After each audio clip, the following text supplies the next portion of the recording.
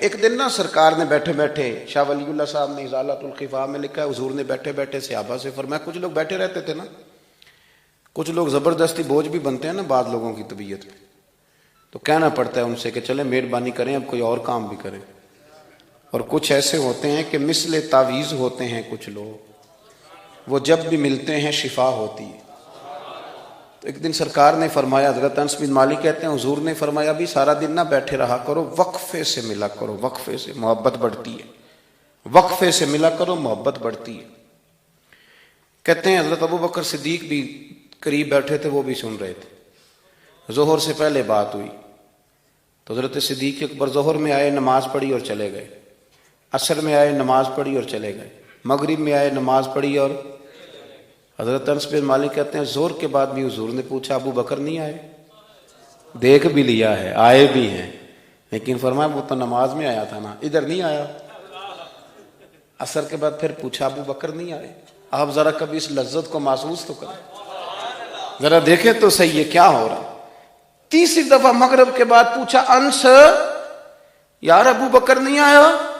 تو حضرت انس بن مالک کہتے ہیں میں خادم تھا، قریب رہتا تھا، میں دوڑا گیا ابو بکر کے دروازے پہ دستک دی، میں نے کہا کیا کرتے ہو؟ حضور نے 3 دفعہ پوچھ لیا آئے نہیں، کہتے صدیق اکبر دوڑے آئے، حاضر خدمت ہوئے، حضور حکم ہو؟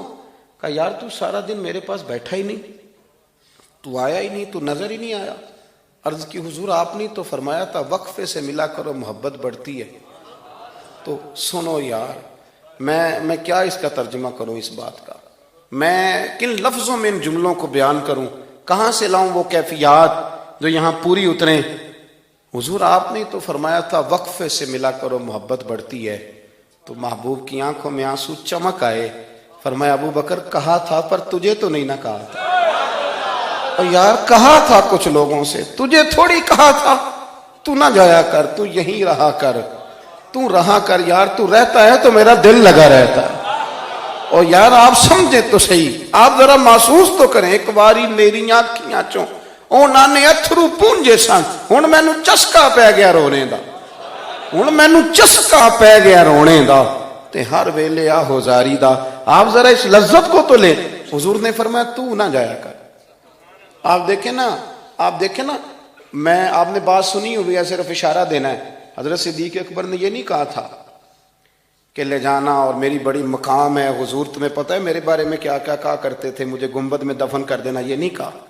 فرمایا لے جانا، دروازے پہ رکھ دینا، اگر دروازہ کھول، انہوں نے خالی دروازہ کھولنے کی بات کی تھی، تفسیر کبیر ساری پڑھ لیا، اگر دروازہ کھول جائے تو دفن کرنا، ورنہ جنت البقیع میں، فرمایا میں اس پہ بھی راضی ہوں، جنت البقیع میں دفن کر دینا۔ لیکن مولا علی کہتے ہیں ہم نے تو صرف رکھا تھا، اور ہم نے عرض کی حضور ابو بکر حاضر ہے، انہوں نے کہا تھا اگر دروازہ خود بخود کھل جائے تو رکھ دینا۔ کہتے ہیں انہوں نے تو صرف دروازے کی بات کی تھی، لیکن گنبد کا صرف دروازہ نہیں کھلا، اندر سے آواز بھی آئی، اندر سے آواز بھی آئی، لے او سجنا اساں توڑ نہیں پائی، لے سجنا اساں توڑ نہیں بھائی۔ اور درویش کہنے لگے پانی پرن سہیلیاں رنگا رنگ کڑے، اسی تے پریا اس دا جانیے جس دا توڑ چڑھے۔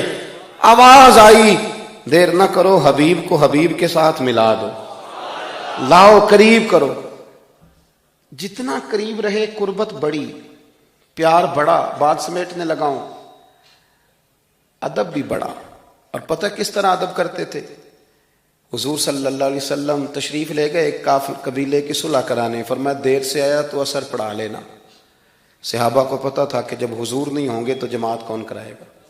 حضرت بلال نے اقامت پڑھی، صدیق اکبر نماز پڑھانے لگے، حضور تشریف لے آئے، لوگوں نے ہاتھ پہ ہاتھ مار کے حضرت صدیق اکبر بتایا کہ آ گئے ہیں حضور۔ اللہ کے محبوب کے لیے رستہ بن گیا، نماز کے بیچ میں رستہ بن گیا، صفیں توڑ رہے ہیں صحابہ، حضور کو رستہ دے رہے ہیں، صفیں ٹوٹتی رہیں پر نماز کسی کی بھی نہیں ٹوٹی، صفیں ٹوٹتی رہیں نماز نہیں ٹوٹی۔ حضور پہلی صف میں پہنچ گئے تو جناب صدیق اکبر نے ایک قدم پیچھے ہٹایا۔ ہم نے سنا ساری زندگی یہی ہے کہ حکم آ جائے تو وہ ادب پر فوقیت رکھتا ہے۔ ایک قدم حضرت صدیق اکبر نے پیچھے ہٹایا تو حضور نے فرمایا ابو بکر نماز پڑھاؤ۔ انہوں نے ایک اور پیچھے ہٹایا، ابو بکر نماز پڑھاؤ۔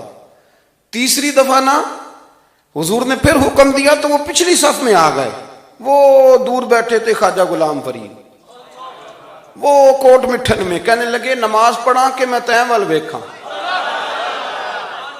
नमाज पढ़ा के मैं तैं वल वेखा, मैनू काबा भुल गया ही, भुल गईयां नी सब सौम सलाता, इको यार दा फिक्र पिया, नमाज पढ़ा के मैं तैं वल वेखा।